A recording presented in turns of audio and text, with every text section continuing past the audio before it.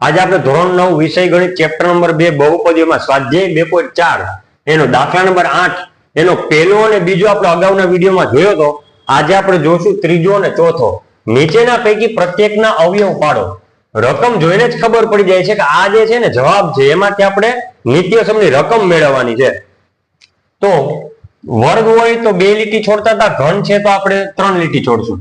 Sorry, વર્ગ હોય તો 1 લીટી છોડતા હતા, આમાં 2 લીટી છોડીને જવાબ 1 2 અને જવાબમાં જેવું 27 કોનો ઘન તો કે 3 નો, મીન્સ કે 27 નું ઘનમૂળ 3 ઓછા તો ઓછા 125 કોનો ઘન 5 નો, અથવા તો 125 નું ઘનમૂળ કેટલું તો કે 5 અને a નો ઘન કોનો ઘન તો કે a નો અને આખા કૌંસનો ઘન. અહીંયા આપણો જવાબ થઈ ગયો.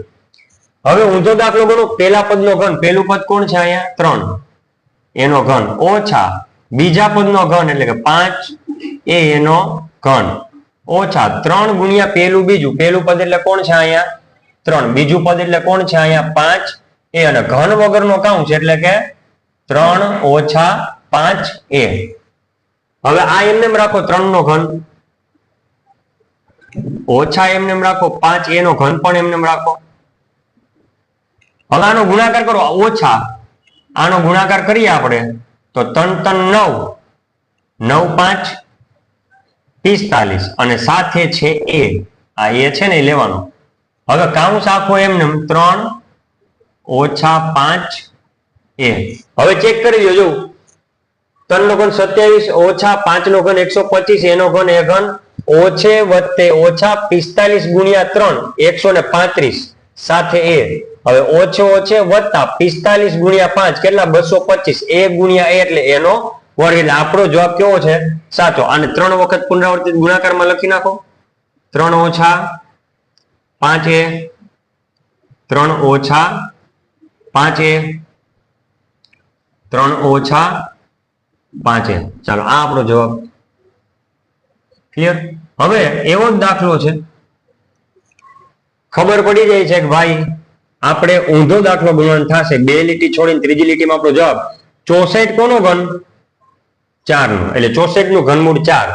એ ઘન કોનો ઘન a નો ઓછા નો ઓછા 27 કોનો ઘન 3 એટલે કે 27 નું ઘનમૂળ 3. બી ઘન કોનો ઘન તો કે b નો આખા કૌંસનો ઘન.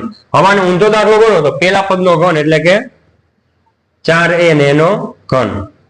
બરોબર? પછી આવશે ઓછા તો ઓછા ઓછા તો ઓછા બીજા પદનો ઘન, બીજું પદ કોણ છે 3b એનો ઘન ઓછા તો ઓછા 3 ગુણ્યા પેલું બીજું, પેલું પદ છે 4a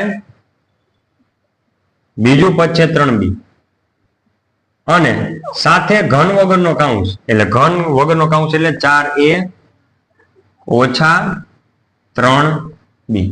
જો 4a નો ઘન ઓછા 3b નો ઘન ઓછા 3 ગુણ્યા પેલું બીજું અને કૌંસ એમને ઘન વગરનો. આ એમને રાખો 4a એનો ઘન ઓછા 3b એનો ઘન ઓછા ઓછે વત્તે ઓછા ઓછે વત્તે ઓછા. આનો ગુણાકાર કરો 3 4 12 12 3 36 સાથે a ગુણ્યા b એટલે કે ab અને 4a ઓછા 3b એમને. હવે જો ચેક કરી લઈએ. 4 નો ઘન 64 એનો ઘન એ ઘન ઓછા 3 નો ઘન 27 b નો ઘન b ઘન ઓછે વત્તે ઓછા 36 ગુણ્યા 4 કેટલા 144 a b a એટલે a વર્ગ b. હવે ઓછે ઓછે વત્તા આ બે નો ગુણાકાર કરો 36 ગુણ્યા 3 108 a b b એટલે a વર્ગ, સોરી અહીં a b વર્ગ છે, a b b એટલે a b નો વર્ગ એટલે રકમમાં છે a b નો વર્ગ. ક્લિયર? -144 a b વર્ગ વત્તા 108 a b નો વર્ગ. હવે જો a b b sorry a b a એટલે a વર્ગ b, a b b એટલે a b નો વર્ગ. તો અહીં ખ્યાલ પડી ગયો કે જવાબ આપણો સાચો છે. એટલે શું કરવું 4a ઓછા 3b ગુણ્યા 4a ઓછા 3b ગુણ્યા 4a ઓછા 3b. તો આ જે છે આપણો ફાઇનલ જવાબ થશે.